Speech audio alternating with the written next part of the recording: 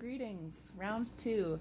I'm fresh out of the shower today, feeling very accomplished, and maybe in need of a nap, but I thought I'd fill you guys in. Yeah, so let's see, I was hospitalized on September 28th, just a few days before I was supposed to start my new job, which is a bummer, but you know, it is what it is.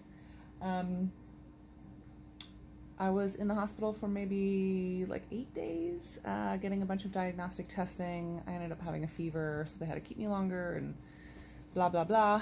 Got to go home for a whole day and a half, and then was readmitted on the 10th of October, and I started my induction therapy on the 11th. So I'll be doing a month of chemo. Whether or not I'll be inpatient for that whole month, I don't know. I sure hope not. But tomorrow will be day 13.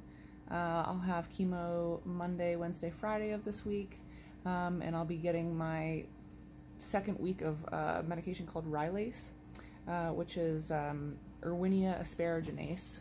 It's a slightly different medication than what I was given 10 years ago, which I developed a anaphylactic reaction to, so I'm really grateful that it's now available. I mean, it's still, I think, hard to come by, but it was not readily available 10 years ago, and so I just didn't get it as part of my treatment 10 years ago, so I'm very grateful to be able to get that this time around. But yeah, I guess a little more info.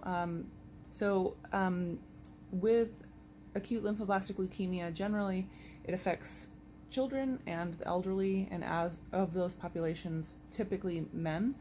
You know, not to say that it doesn't affect women, especially a young adult. I'm still considered a young adult, so, you know, it was, you know, abnormal-ish for me to get it in the first place, and then to have a relapse 10 years later is like 1% chance of happening. So this go round, rather than following like a strict protocol, these are the things that I am doing like last time.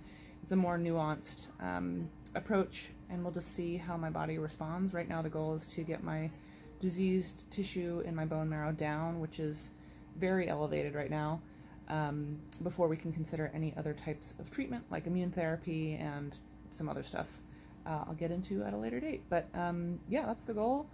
And yeah, on the good days I'm doing some laps around the hall and some squats and trying to, I don't know, stay active. When my folks come and visit, I make them bring me not hospital food, which is a big treat.